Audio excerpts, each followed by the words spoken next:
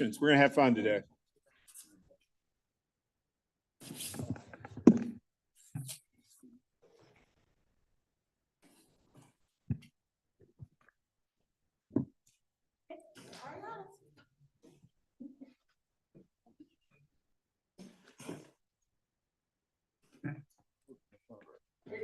We're good?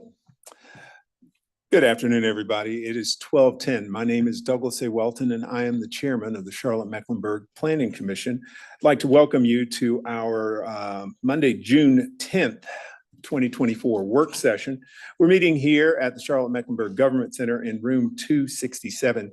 This is at 600 East 4th Street, and we invite you to come. If you're a member of the public, feel free to come join us. For those who are viewing the public and the media, today's meeting is also being streamed on the Planning, Design, and Development Department's YouTube page. We will begin our meeting, as we always do, with introductions of the members of the Planning Commission. I will begin all the way to my left with Commissioner Shaw. Erin Shaw, Planning Commission. Will Russell, Planning Commission. Shauna Neely, Planning Commission. Andrew Blumenthal, Vice Chair, Planning Commission. Melissa Gaston, Planning Commission. Teresa McDonald, Planning Commission. Terry Lansdale, Planning Commission.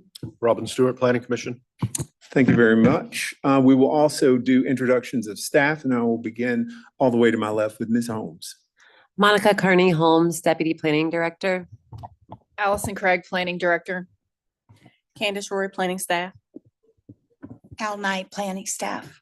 All right, thank you very much. We also have a couple of special guests today. Actually, I think we have three. So I'm going to ask Commissioner Lansdale if he would introduce the guests that are with him today. Thank you very much.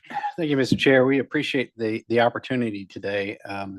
My organization, Bike Walk North Carolina, is lucky enough to be considered as a partner with Davidson College in a program called the Davidson College Sustainability Scholars Program, in which students participate in an eight-week program each year to work on issues associated with the environment and sustainability.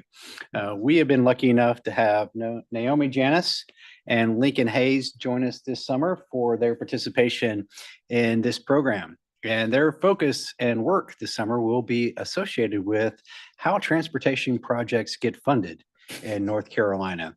And we're excited about their presentations and work that's going to be done this summer. So thank you and welcome. All right, thank you, Commissioner Lansdale. We also have an intern with us today. This is in the long-term planning division. And can I get Alicia or Kathy to introduce Brooke for us? Brooke Adams, also a Davidson College intern. This is our second year working with Davidson. Brooke, if you want to say a couple things about the program that you're in. All right. I'm an intern with the Smith Davidson Leadership Initiative, and we do internships around social justice in Charlotte to learn about different ways that we can be more socially aware in issues of housing and other social issues. All right, thanks very much. As always, I invite anyone who would like to come to one of our meetings. We meet on the second Monday of each month from noon until 2 o'clock, and you're free to join us here in the chamber. And that is about that. Did we get we got all the introductions done? Now we'll begin our business for this meeting, and we'll start by dealing with the minutes from the previous meeting. Do I hear a motion for the disposition for our minutes from our May meeting? Neely, motion to approve May 13th minutes. Shaw, second. All right, it's been motioned by Commissioner Neely and seconded by Commissioner Shaw. All those in favor of approving the minutes as presented, please say aye. Aye. All those opposed? Those pass with no amendments or any of that good stuff. And we'll drop on down to our new business. First item of new business is our vote for 2024 leadership. And we have two nominees. We're going to do the vice chair elections first, and then we're going to do the chair elections. This is going to be relatively straightforward and simple. And we don't have votes, so it's a raise your hand adventure today, okay? We don't have bouncers. Raise your hand, adventure. We have one nominee for vice chair, and that is Andrew Blumenthal. All those in favor of, excuse me. Are there any other nominations from the floor for vice chair? Do I have to say this? I mean, I don't think I have to say this one 3 times. I think I had to say it 3 times last time. We did it last time. Yeah, okay. I am hearing no other nominations for vice chair. All those in favor of electing Andrew Blumenthal as vice chair, please raise your hand. That is unanimous, and Andrew Blumenthal is our vice chair for 24-25. Would you like to say anything? Nope. Thank you. Man after my own heart. We are now up to elections for the chair for 24-25.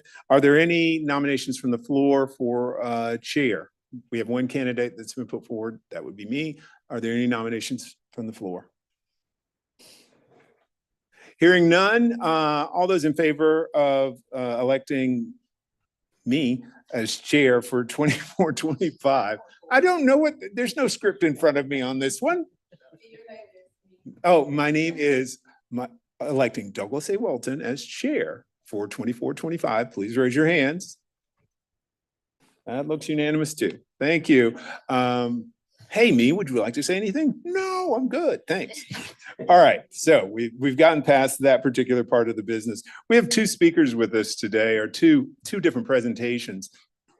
And last month, I think we had a good time with what I call the very data-full meeting, because we got lots of data from Dr. Chu. We got lots of data from the home builders. We got lots of data from the apartment association. And again, today we'll get some access to a lot of data. How many of you have used the Quality of Life Explorer? It is a ubiquitous tool, and it's very nifty. There's lots of fun stuff out there. And our first presenter is Katie Zager, and she has been joined by Andrew. And Andrew, I'm drawing a total blank on the last name again. Andrew Bowen. Andrew Bowen, the 2 of them together. Are we going to tag team this one? A little bit? Okay. Well, I reached out to Katie and I said, hey, come over and talk to us about Quality of Life Explorer. It's going to be fun. So I will introduce Katie and Andrew, and the floor is yours to talk to us about the Quality of Life Explorer. You'll need to talk from over there where the microphone is, by the way.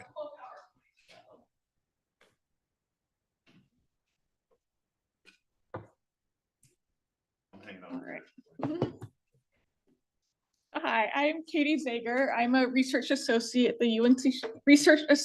the UNC Charlotte Urban Institute, and I'm here today to present on the Charlotte-Mecklenburg Quality of Life Explorer. I'm also joined by Andrew Bowen from the city. The city is one of our data partners along with Mecklenburg County on this project. And so if you have any city kind of specific questions, he'll hopefully be able to answer those. I know he'll be able to answer them. We'll go this way. So yeah, just a little bit about what we're going to be talking about today. I thought I'd start with the history of the Quality of Life Explorer, because the city of Charlotte has been involved from the very beginning. I'll talk a little bit about the Explorer development and how we went about creating the Explorer. And we'll talk about an overview of the current Explorer and all the features, and then kind of go over some use cases that we've seen for this data product.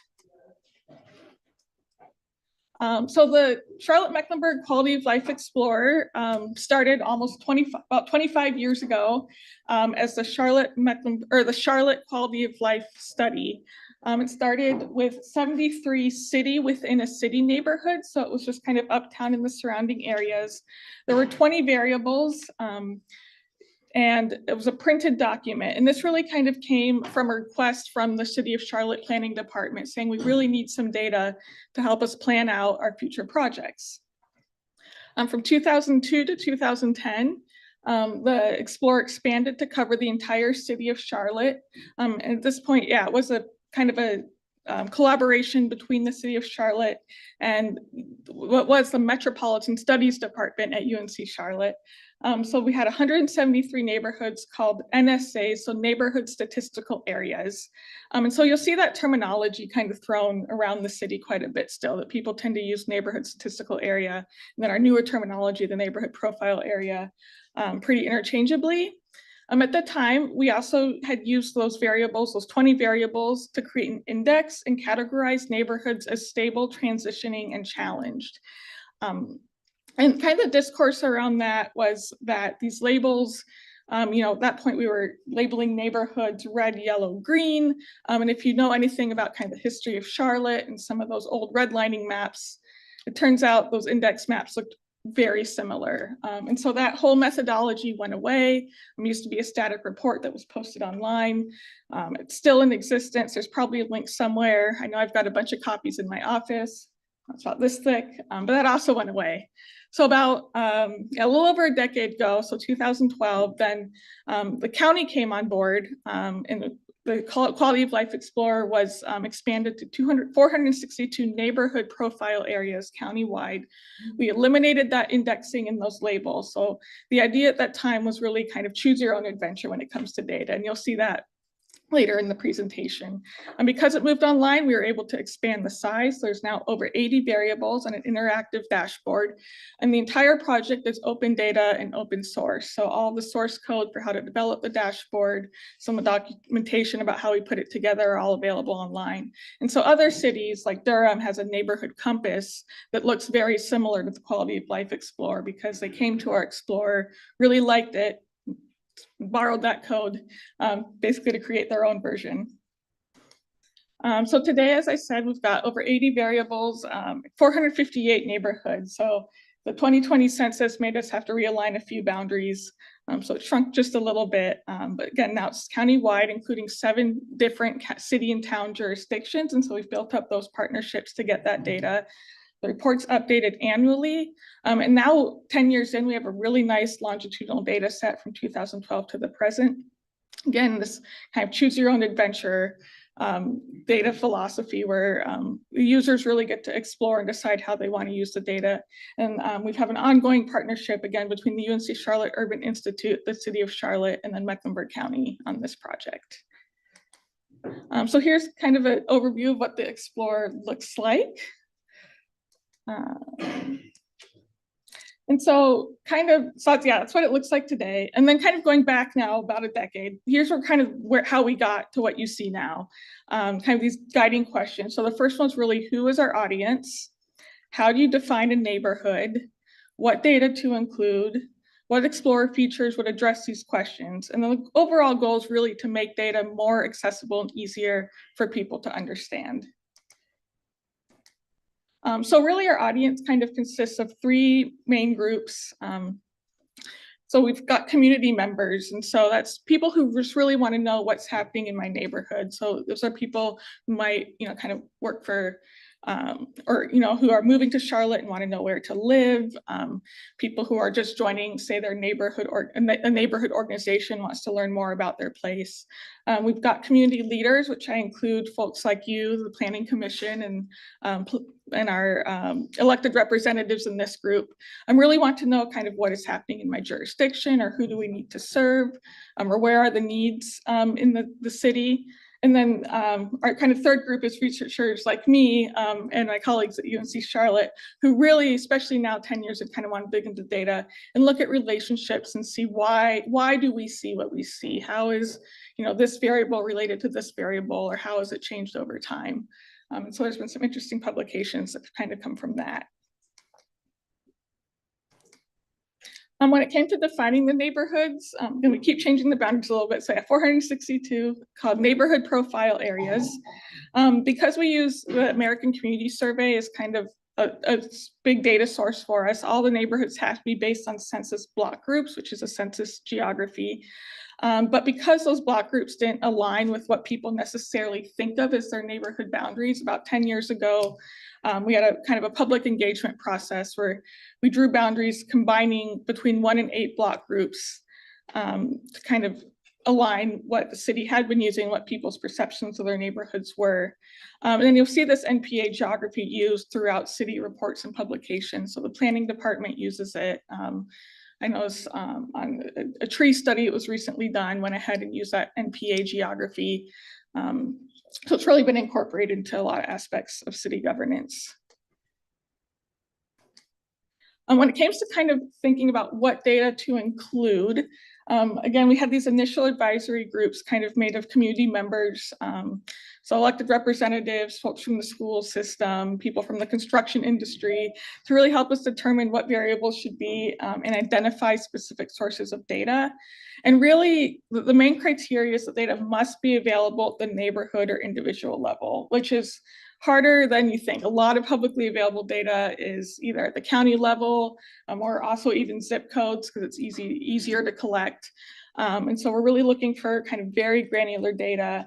And then over the past 10 years, both the city and the county have really done a great job of kind of getting on board with the open data movement and putting a lot of that administrative data that we use up online. And so now we kind of have a combination of open data, so things like the tax parcel database, administrative data, so based on kind of relationships that we have with Charlotte-Mecklenburg Schools and the Data Trust at UNC Charlotte to pull in some of that data.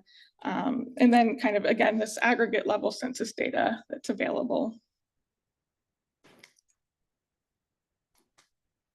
So in terms of what data we include, we have data on physical characteristics of neighborhoods. So things like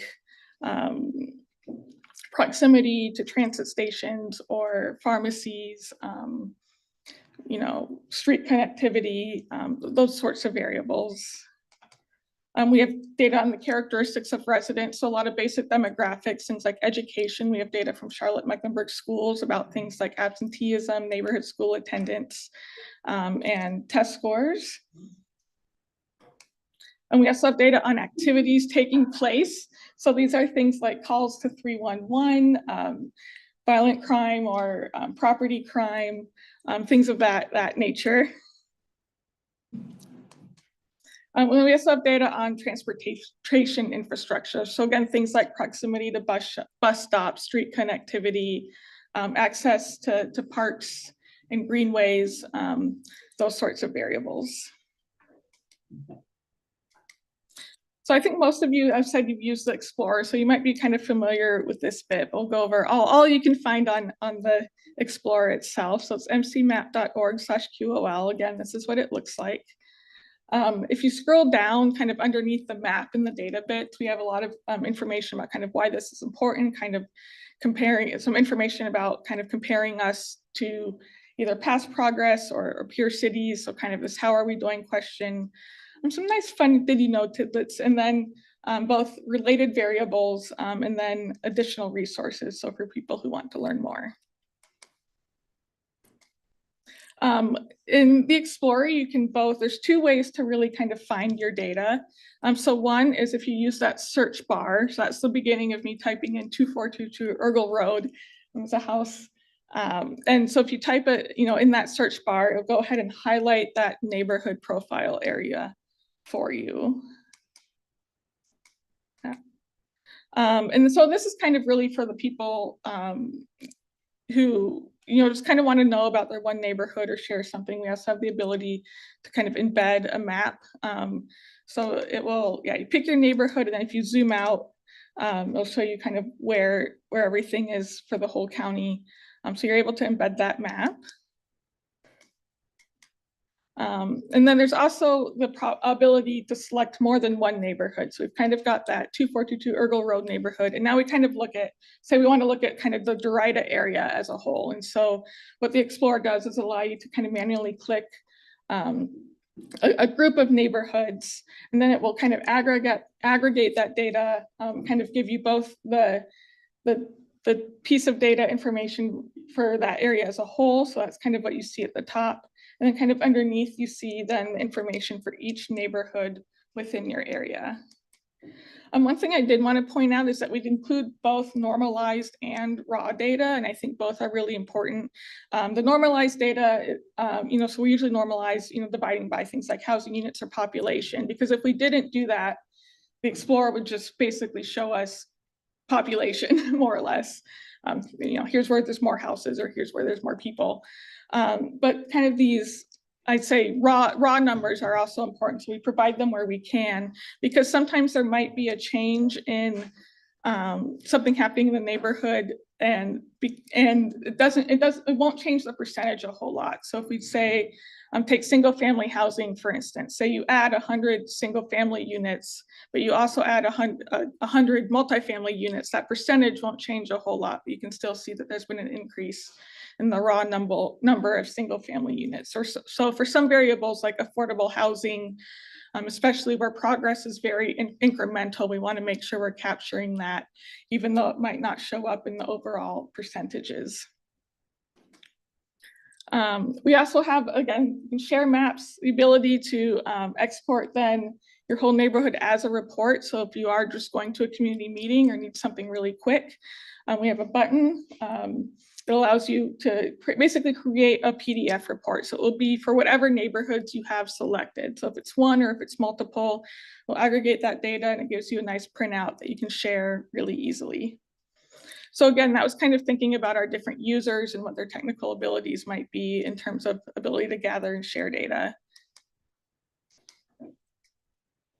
We also have the ability to export the entire data set. So this is kind of more for, I'd say, researchers or people who are a little more data savvy and have, research questions like looking at change over time.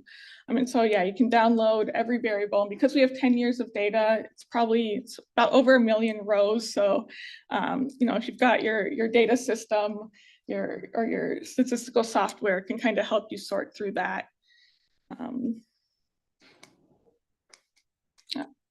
So really kind of the what is just kind of an overview that, we've got 458 geographies, 80 variables kind of grouped into those 9 dimensions you saw at the top.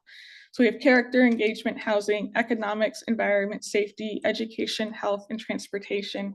And what it is not, it's not a magic wand or a crystal ball, but it's not going to tell us what the future is. It requires a certain amount of engagement to kind of determine what it is you want to look at. And so really when you're looking at the Explorer, you do need to think kind of, so what? So, kind of the types of questions us researchers ask are, what are the contributing factors to these results? So why might this number be higher or lower? Or why might we be seeing the pattern that we're seeing? How do these data compare to other NPAs or the overall city and county? So, how is my neighborhood doing? Is this the right variable or data to answer my question? And so kind of when we were doing that, thinking about what the variables were going to be, we were kind of doing that operationalization process of, okay, thinking about, say, we want to look at school quality. What are the different ways we can measure that? So we've got, give you a lot of options to choose from. And then kind of, does this data provided tell the whole story, or do I need more information? And so again, that's an area where we try and provide those resources, and then also encourage folks to look at other data sources that we have here in the city and the county.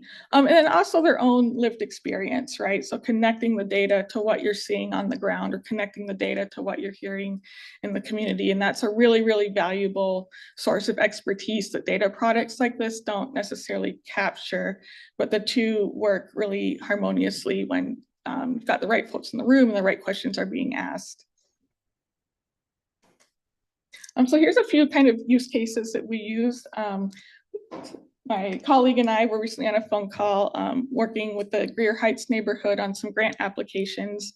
They're kind of really wondering, that they've, seen a lot of new houses going up, but the needle on some of their data hasn't changed a whole lot. And so we kind of talked through the different variables they could look at and what change over time might actually look like in that neighborhood. We've recently used it to select appropriate comparison neighborhoods in the community of violence evaluation. So, we've got an intervention happening here. In order to evaluate it, we kind of need some control neighborhoods. And so we could use all the data we had about demographics and whatnot to do that. It also provides really valuable information for new residents. So the use of quality of life doesn't have to be that complicated. I recently wrote an article saying, so you're moving to Charlotte. Where do you want to live? Here's how to use it, to kind of get an overview of things like housing prices or park amenities, that sorts of information. And then here in the city, again, it's integrated into a lot of different projects. So for instance, the corridors of opportunity line up with the NPA boundaries. I know we're working on some West Side communities that are also using those NPA boundaries. And so kind of from an efficiency standpoint, just to be able to click your boundaries and instantly get a number in terms of what does the population look like or what's going on here is really valuable. And then kind of this visual you see is from an upcoming article. Again, now that we have 10 years of data and all these different variables, kind of looking at what the relationship between absenteeism and some of these other issues might be. So again, it's pretty exploratory in nature. But again, we have the amount of data needed to answer those kinds of questions. And so really kind of what's next, again, we're sort of have celebrated our first 10 years of quality of life and are now really looking forward to the next 10 years and what we want to start doing to improve and grow quality of life. So we have a steering committee that's kind of going to drive that process. And some of the things we've been talking about have been using kind of framing indicators using an equity lens. So whereas the conversation 10 years ago was like labeling these neighborhoods are bad. It's really kind of this, people need to really decide for themselves. We've also learned that people might need a little help in learning how these different things are connected and what the history might be. And this really comes down to kind of thinking about people versus place-based indicators. So people-based indicators would be something like average age of death, whereas place-based indicators, are things like transportation infrastructure or jobs or nutrition or some of the things that might drive these people-based indicators. So trying to connect it more to policy and what we actually can influence here in Charlotte. So again, that goes down to the process of adding new variables. And then we're always working on technical improvements to the dashboard. The past few years, we spent a lot of time improving the back end of the dashboard. And so now we're looking forward to kind of improving, doing some user testing and figuring out what we can do to make the usability and kind of front end of the dashboard more useful. So I know that was a lot. I went really fast. I'd love to open up the floor for questions or comments. If you have any questions, or I love going out to the community like this to seeing kind of what ideas you have about, how you use the dashboard or what you would like to see on it. This is a great opportunity also for us to get feedback from the community about this product. So. All right, thank you very much, Katie. I think I see, I'm going to go ladies first and let McDonald go before Lansdale. And Robin, are you in there too, or is that scratchy ear, I guess? I wonder if you can show us a little bit. I see that housing density is added, or it's new. And I don't know what exactly that is. That's the number of housing units. So it's not population density. No, so we have two variables. We do have population density, which gives you both the number of people and the number of people per acre. And then housing unit density is the number of housing units per acre. So it's looking at both single family and multifamily. And so that's where you can see the raw data, see the actual number of housing units. And then we normalize it by acre. So you can kind of compare neighborhoods better. But that's one variable where we've seen probably the most change over the past 10 years is that, especially in neighborhoods like Optimus Park, you can just see it go straight up almost as this new multifamily has come in. So yeah, it's just the number of housing units, which we get from the tax parcel database divided by the acres of that neighborhood. Thank you. Well, since you did ask for suggestions, I'm loving that. Well, we know that the largest source of pollution for North Carolina and the largest source of pollution for Mecklenburg County for much longer than the state is from mobile sources, from tailpipe emissions. So maybe I appreciate that commuters driving alone is in the environment, but it might be a better served to be in the transportation tab rather than the environment. It really does fit better there for me. There's also a missing piece of data that I work with at the state level to help make these arguments for equity in transportation funding across rural and urban communities. And I think that is a census tract-based data set. Sorry, I hope I got that right. But it is vehicle ownership. And we know that Mecklenburg County, I'm going to throw out a number, but you can't guarantee that number, but it's around 20% of Mecklenburg County residents are without ownership of a vehicle, a registered vehicle, I should say. So that's kind of maybe something to add or consider as well. And maybe the last thing I'll say is we call greenways, Mhm. and it's hard to find greenways on here. We know that in that section where we host parks, access to public parks, Mhm. maybe there is going to be the link to the Greenway Trails map Okay, yeah. that's missing as well. I love this tool. I'm saying it because I love it and I appreciate all the work that's being done on this, and I use it quite often, as you may. I can imagine you would, as many of us do. Commissioner Stewart. Yeah, thanks for the presentation. Could you go back one slide? I think it was your last one. So the steering committee, I was just curious if the Leading on Opportunity Compass folks, if you've been engaged with them at all. They're doing sort of a similar measure. I see you nodding, Andrew. Yes. You've been talking with them? Yeah, Andrew Yes. can speak about that relationship. Perfect. Mhm. Great, thank you. Yeah, yeah, the plan is to, yeah, have them in that conversation. Have we got any more questions? I've got a couple if we'll throw out. One of the things I really like about this tool is it just provides you a lot of information in a very direct and easy to digest kind of way to find what you need. I do think that it would be very useful for a lot of communities just to be able to see themselves in reference to the things that are around them. Do you guys do training sessions for neighborhoods and communities? Because it's like some of the things that are very obvious here, when you look at this, people in the neighborhoods just don't have a clue that that's what their neighborhood really looks like. And if neighborhood training were offered, I'm just curious as if you do that, go out and work with neighborhoods that way. We have in the past, I'd say kind of during COVID, as people weren't meeting as often. We used to have a road show ready to go, and we still do. I'm happy to do this presentation anytime, anywhere. And so that's something we've done in the past, especially in partnership with neighborhood business services. And I guess as roles have changed a little bit, it's something to look to get back to. But yeah, we do have a presentation ready to go. And Andrew can probably speak much more to what those departments. Yeah, sure. So from a city perspective, yes. So neighborhood board retreats, if anybody's been familiar with that group, or Civic Leadership Academy, we'll get folks who are going through those programs, training on the tool and use of the tool for their specific areas. And then we also, like Katie said, have the road show. So I know, for example, we've gone to the library, adult learning services a number of occasions. And then through the website, there's also a contact us or ask questions. So we've gotten a lot of folks who have gone, hey, I'm really interested to learn more, bring it to other groups. So we've been to other community organizations that way too. Okay, thank you very much. I just find in talking with a lot of neighbors this year that there are folks that they could use this information to help make some better choices about what's going on in their neighborhood. The other question I had was kind of straddling you all in the planning department. Do you guys share data or use the same data because we were having a discussion. I see someone laughing over there. I'm not going to point you out, Kathy.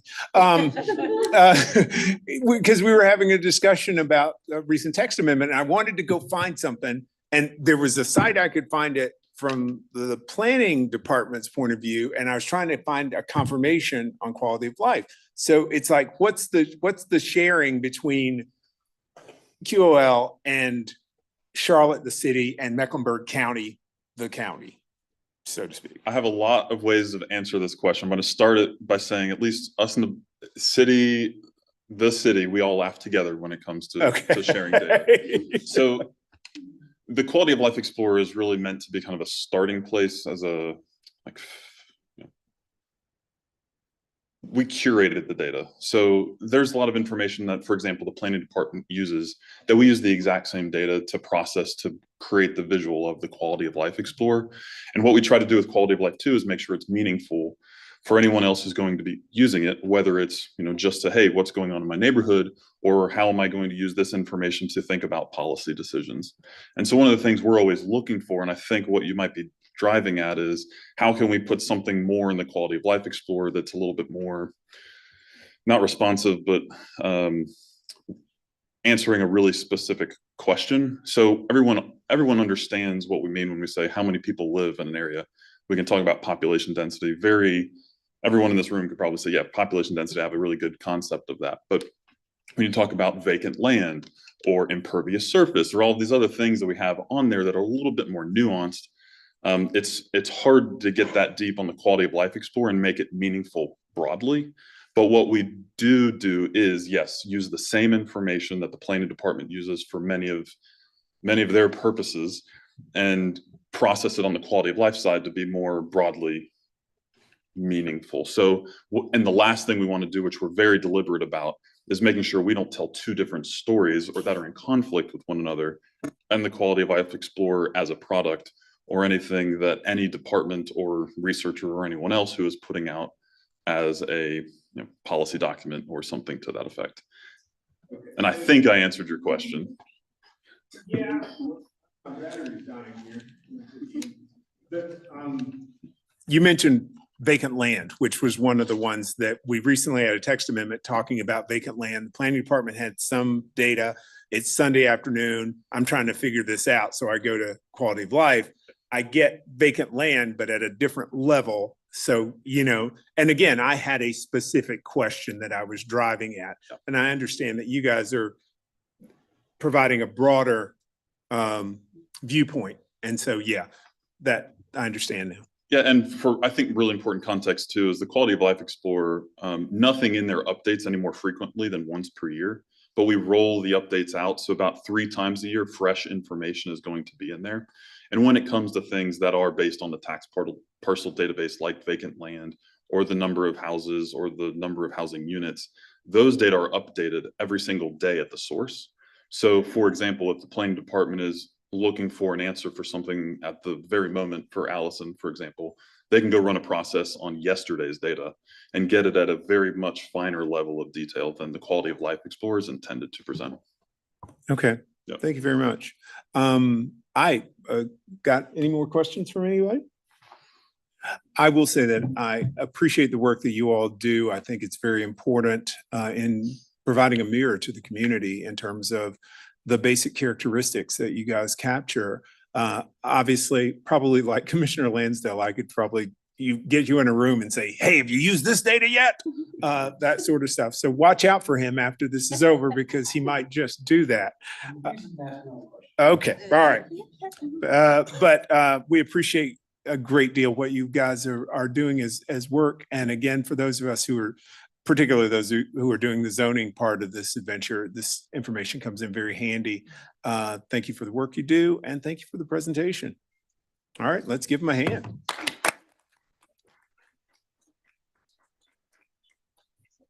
Cool beans. All right, our next presenter is Chuck McShane, and he's the Senior Director at CoStar Group. And Chuck's going to give us some dataful insight into the office market in Charlotte. And last month we had this wonderful presentation about housing and how much housing was available and how much housing wasn't available and things of that nature. And this is kind of the other part of that equation of what's happening with the office market, because we've heard some numbers and hey, they're interesting. I'm going to give it over to Chuck now. Thank you for joining us, Chuck, and it's all yours. Thanks for having me. I also use the Quality of Life Explorer on a regular basis. I think any researcher who works on place-based data does. But today I'm going to focus on the office market. I'm Senior Director of Market Analytics with CoStar, based here in Charlotte. We track the office, industrial, retail, and multifamily markets throughout the country.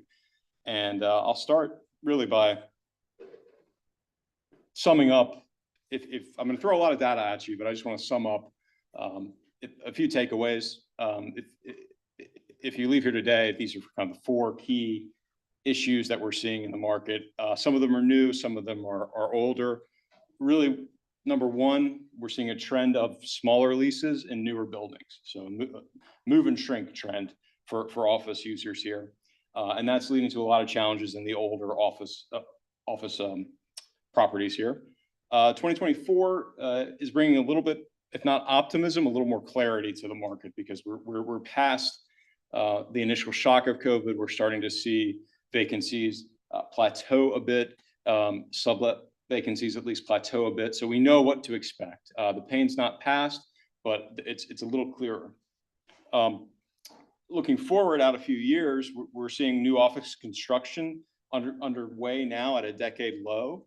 So that is a good thing for current office owners who are looking to fill their space. We may start to see some of that space get filled in the longer term because we're adding less currently. And then on the capital markets side, we're starting to see sales reveal pricing declines. And we've seen, obviously, sales volume has declined quite a bit, given that interest rates are up. Institutional investment is really shut off, but we are starting to see some deals close, and that's given us an idea of what type of value we're going to see in these office assets going forward. So really begin everything with a combination of supply and demand.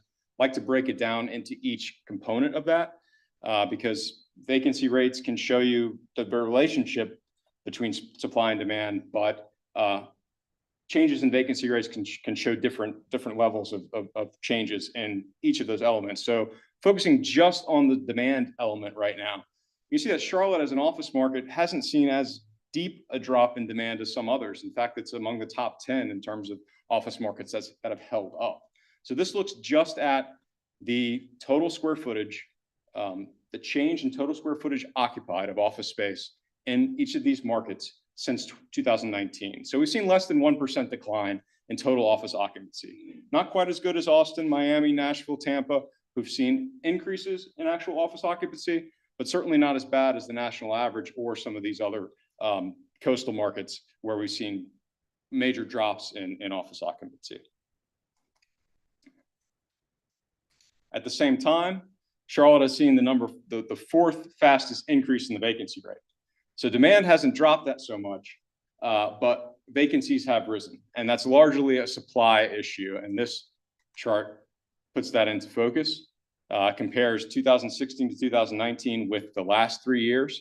And you can see that demand net absorption, 9.7 million square feet was taken in between 2019 and between 2016 and 2019, at the same time as 9 million square feet of new supply delivered. And so vacancy rates were some of the tightest in the country at about 7%. Over the last 3 years, or 3.5 years, we've seen also 9 million square feet deliver at the same time as demand has shrunk by 1.1 million square feet, which is that less than 1% number I showed you on the earlier chart. And that's double vacancy rates to 14%, from 7% to 14%. And this is on a metro scale.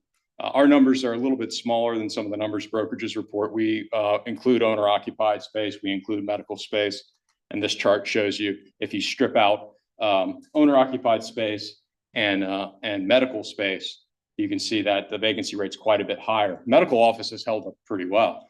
Medical office vacancy rates are about 5%, while least non-medical have seen vacancy rates tick up to almost 20%, higher in some submarkets than others. So that's where we are today. Why are we getting here? Well, we know work from home, we know hybrid work has contributed to this, but how exactly has that happened? First trend has been tenants moving to the newest locations. So this looks at absorption, so move-ins minus move-outs in buildings in the Charlotte metro area based on year built. So buildings that were basically a decade or newer have seen all of the positive absorption. All the new leasing has happened in these, on a net basis, has happened in these new buildings. That's not uncommon. We've always seen newer buildings take more leasing, fill up more. What's changed since 2020 is the move-outs in the older buildings, and that's represented by the red bar there. So very positive absorption in newer buildings, negative absorption in older buildings. Not seeing as many as the corporate relocations as we saw prior to 2020 to backfill that older space, and that's where we're seeing vacancies rise.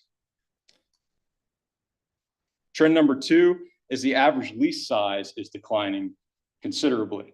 You can see before the pandemic, 2016 to 2019.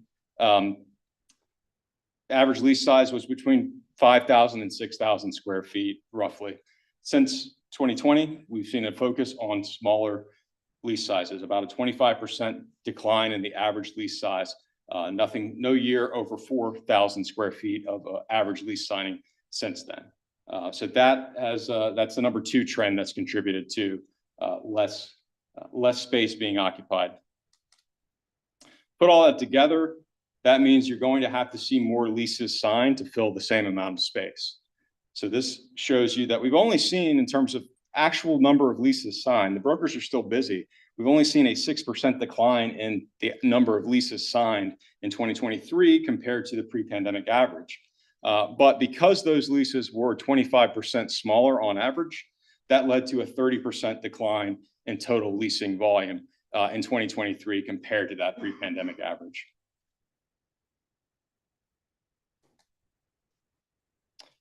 But on the note of clarity, on the more positive side here, we can see that some of this got cut off here, but you can see that we're at a point now where pre-COVID leases that were signed prior to 2020, 60% of that square footage has now rolled over, has now expired. So decisions that were made post-COVID, in a post-COVID environment.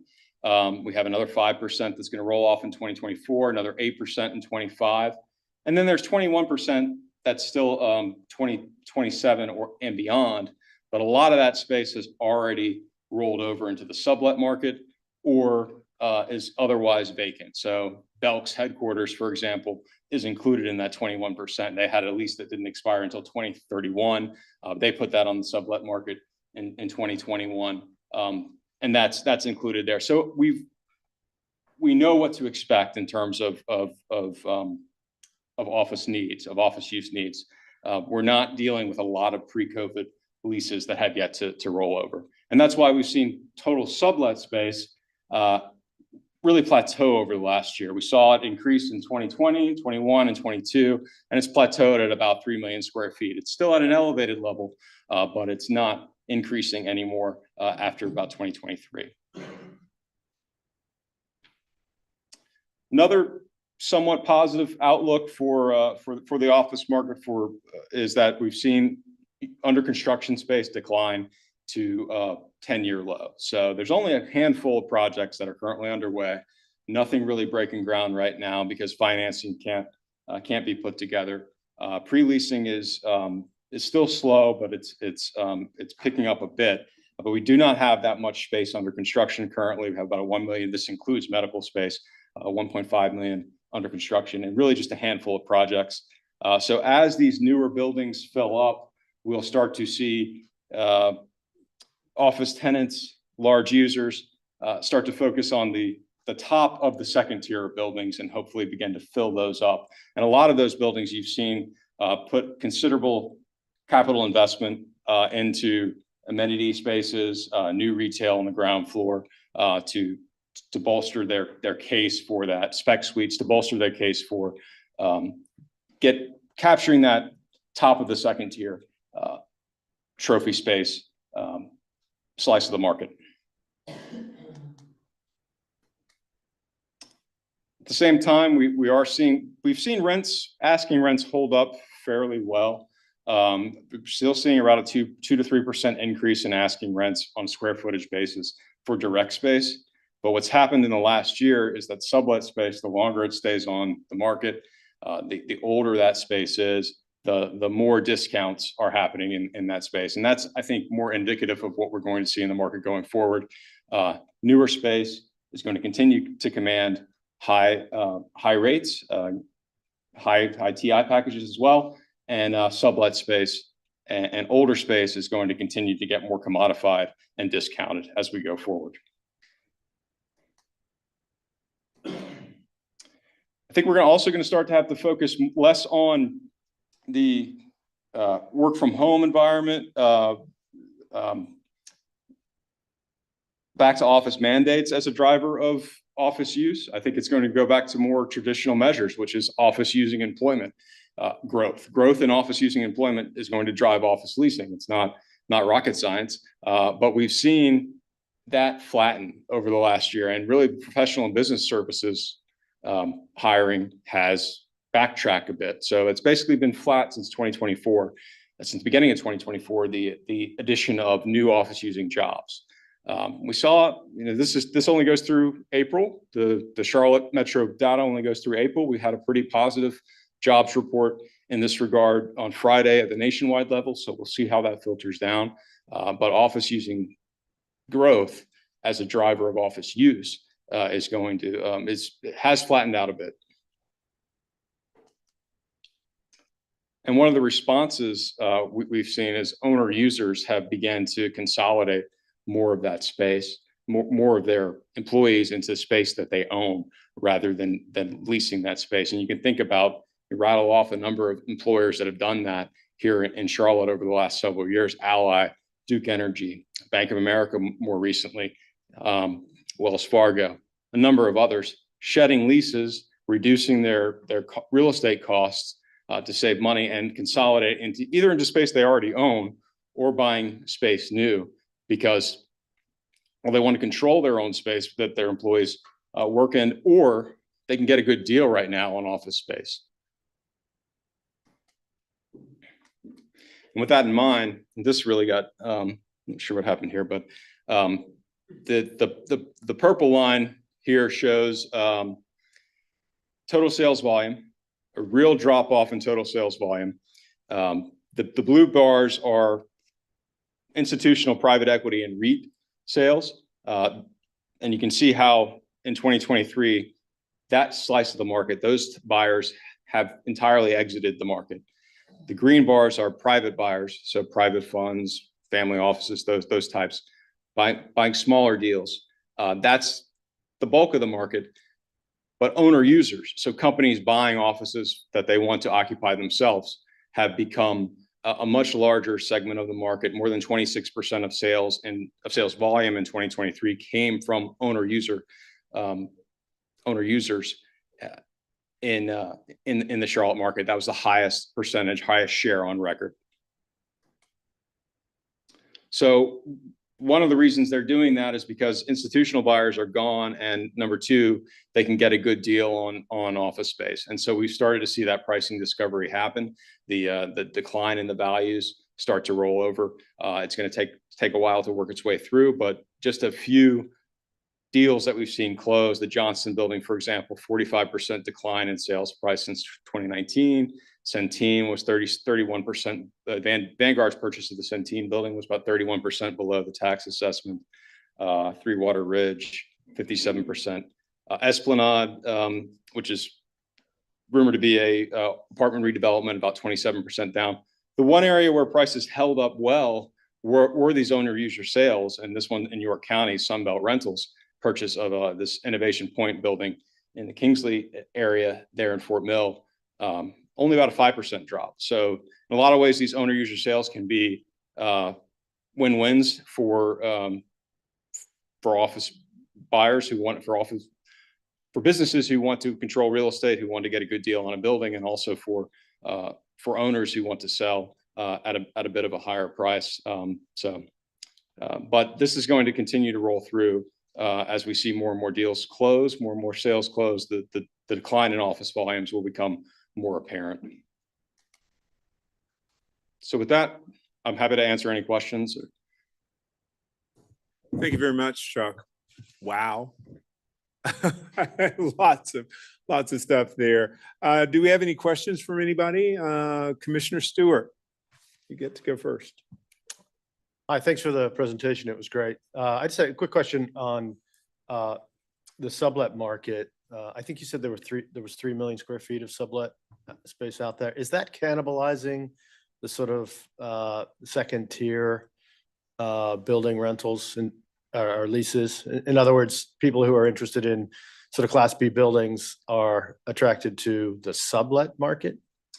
I think the smaller lease sizes is making that less of a concern because you're seeing more spec suites take that.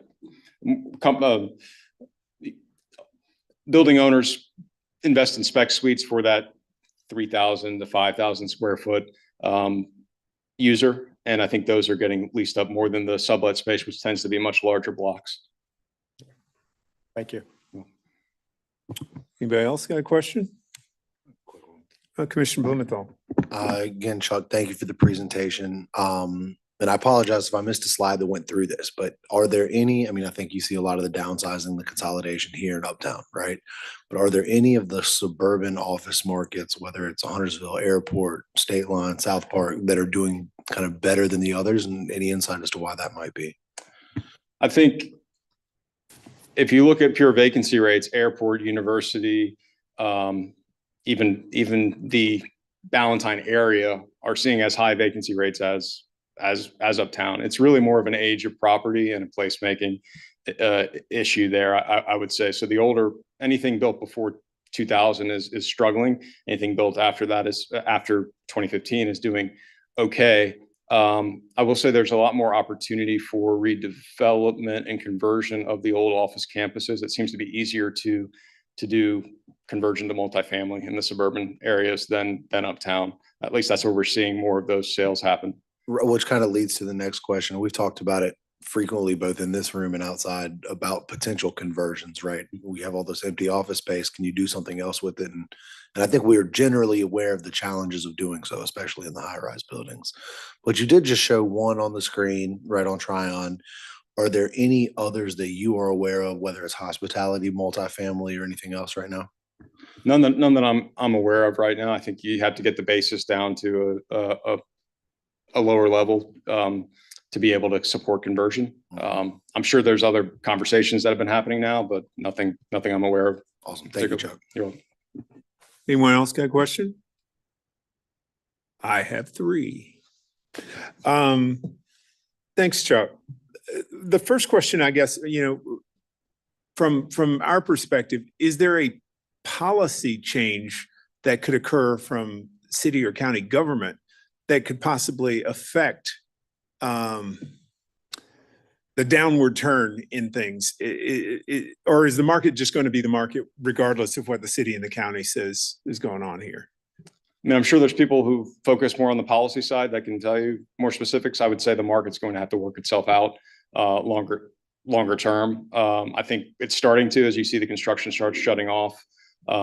That's some of that. The space that is not yet obsolete will get backfilled, and the space that is obsolete, something will have to happen to that. And policy may have a role there, but I can't speak to specific policies. Okay. Question number 2. So companies go into smaller space, they rent smaller space, perhaps in a new building or et cetera, but it would seem that there would be a lot of opportunities for companies to benefit from this, from their bottom line. Is that is it a big enough driving factor to affect how the market is going about working itself out? In terms of? All right, my real estate costs are reduced by X% now that I go into a smaller space with the same number of employees. I've got some amount of money that I'm quote unquote saving. Are those companies, is that a big enough incentive for more companies to do exactly the same thing? I think larger companies that already own their real estate have done that. You've seen that with Bank of America, with some of these larger companies here in Charlotte that have consolidated into space they own. You've seen companies move from larger blocks in older buildings to higher end blocks, smaller blocks in brand new buildings. So spending maybe more per square footage than they were in the past. But yeah, I think that the combination of the decline in lease size and decline in the focus on new buildings is really driving all of this. Okay. All right. And last question, I get you to totally speculate here. 2008 birth rate fell off the chart, and people often talk about the enrollment apocalypse, that 2026 college enrollment falls off the table because there just weren't a lot of kids born for about 6 years there. When we go out into the future, I guess we'll have a smaller group of folks wanting to be employed. Do you guys think about that in terms of 20 years from now? Most of the buildings built downtown are built to last for more than 20 years, I guess. And so that being the case, how long will it take us to get out of this? I'm going to use the word hole, not necessarily appropriate, but where we've got a situation where some of our old buildings are still are going to be vacant. I mean, Is anybody looking at that in a long-term kind of a way? Or Sure are that- you? I'm sure they are. I would say that projecting more than 5 years out is a bit of a challenge when we're looking at supply and demand, but we do see vacancies continuing to rise up through 2026 at least, and then a bit of a downtick after that, but remaining elevated. Okay. You did not put up a slide that said you were not a magic wand or a crystal ball. So That's all this fine therefore, print here, so. you opened yourself up for that question. Does anybody else have a question? Thank you very much, Chuck. Very informative. And hopefully when people are making decisions, when we have rezonings that are involving office, commercial stuff, now you are a little bit more informed. Thank you. Thank you very much, Chuck.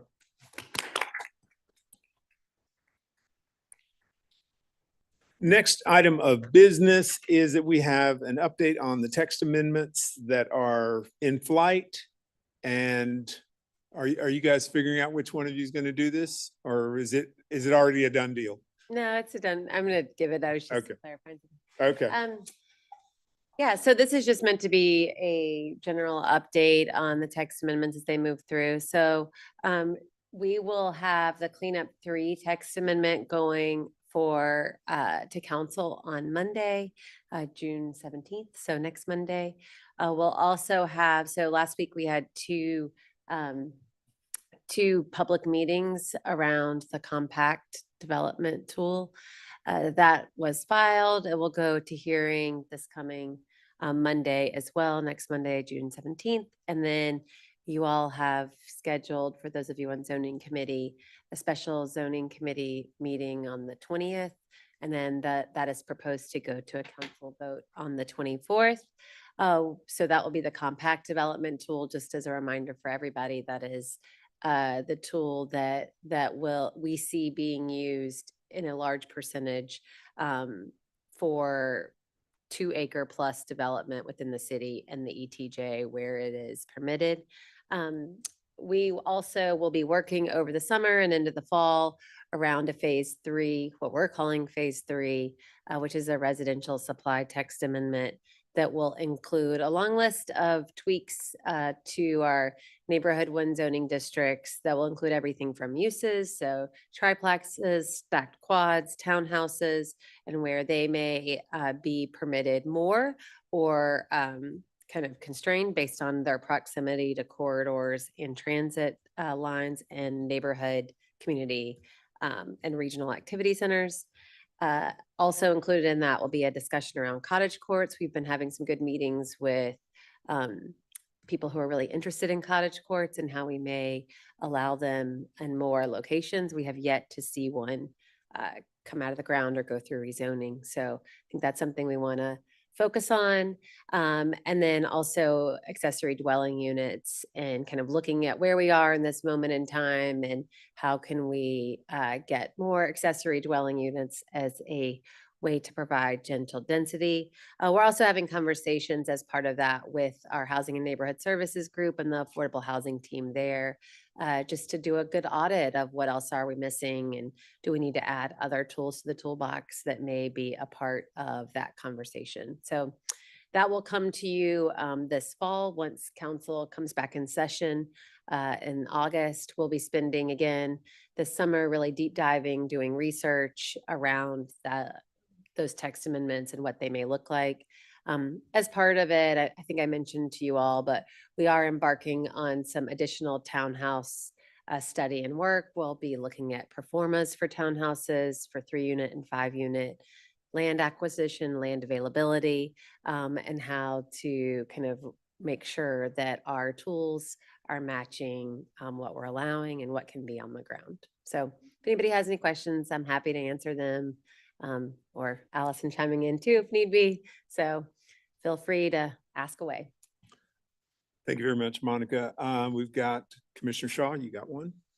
Sorry, just one question. Monica, I think you covered this in one of your updates in the spring, but I recall that one of the text amendments that you all were working on, and I thought it was for this fall, but please remind me if I'm wrong, was with regard to existing properties being upzoned based on the UDO, if you wanted to continue the use of the property and it wasn't permitted under the new zoning, and you wanted to say, you wanted to do work or, file permits for improvements to the building or whatever. I think currently, unless that's been resolved, that's not permitted without some sort of zoning verification or rezoning process. Is that accurate, or was that resolved in one of the spring text amendments? Yeah, we can follow up with Laura and her team on it. I do know that they have been tweaking some of the uses in some specific cases where they were not allowed and now they are allowed. Like, for example, I know we just had in this cleanup that's going, churches in manufacturing districts because of their ability to expand, basically. So that was made an allowed use. So I can check with Laura on, like, is it a use by use case or is there a blanket change? Because we have been running into that and tweaking as necessary through the cleanups Okay. as cases have arisen. Okay, thank you. But yeah, if you have a specific, I don't know if you want to shoot me, and if you have a Yeah, specific I can do that. instance, then I can forward it to her and we can. Yeah, perfect. I'll do it. Yeah, we Thank you. can follow up. All right, thanks. Anybody else got a question for Monica? Commissioner Lanzel. Just a quick one on the upcoming votes on the 17th for council. Has there been, can you share any chatter, any questions, any topics of interest that may be of concern? And we appreciate the language shifts that you've been using as well for triplexes, 3-unit, 5-unit. Those seem to be a little bit softer and kind of understanding what types of units. But I just was just curious if there is any interest or avenue from the community or council on this. So do you mean on we're taking the cleanup to vote on the 17th, and then the compact development zoning changes would be for hearing on the 17th? On the cleanup. Yeah, so on the cleanup is the one you're talking through. Not much, we haven't heard much around the cleanup. On the compact, we presented at Transportation Planning and Development Committee, and everybody felt good kind of with the conversation. Thanks. Just looking for a heads up on the 17th. Yeah. Thanks. Yeah. All right, everybody good? I think that, come the fall, I got a good deal of feedback from folks about the special meeting that we did specifically on the compact, and from folks that were in the room and folks that were not in the room. And so I think that come the fall, we will probably do something similar again with whatever phase 3 ends up being. I know it's I use the word nebulous, my word, for where we are with that. But when it becomes more solid, I think, again, the folks that watched it said X came through very clearly by having just that be the purpose of the meeting. So if folks are willing to do that, we will probably re-engage on that one. All right. Cool beans. Thanks. We're on to the part where we talk about everybody's community engagement. I'm going to begin to my left with Commissioner Shaw. No updates this month. Had a development seminar with University City Partners. It was pretty good. Was hoping for a little bit better turnout, but it was a very interactive group. So looking forward to doing that again in the future. And I attended Commissioner Russell's community engagement, very informative. And I've been doing some other stuff too, but it's been fun. Old age kind of dulls the mind a little bit. I think that's where we go with that one. Commissioner Blumenthal. Tuned into the text amendment update meetings just to learn more about it and kind of see what some of that feedback was. And then this past month, it's really been a lot of one-on-ones or just small group coffees, lunches, things like that. A lot of people that have questions about what's going on, what the text amendments look like, even the initial intent and the initial language in the UDO. And so just trying to channel people to the appropriate person as it relates to, where they can find certain things, where they can address what they perceive to be some sort of, I guess, conflicting language in the UDO. And so yeah, just trying to work on a more micro scale with a lot of that as well. Commissioner Gaston. I went went to a meeting at the Camino building. I can't remember if that was this month or last month. I don't know. It all kind of. I will reinsert my comments about old It age. was this month. Okay, good. I feel better. Okay, so I did do something this month. And then I also, our community organization, we had our quarterly community-wide meeting, and we touched on the UDO and some of the changes that are coming on with the text amendment. So we did talk about that briefly because some of my residents had questions.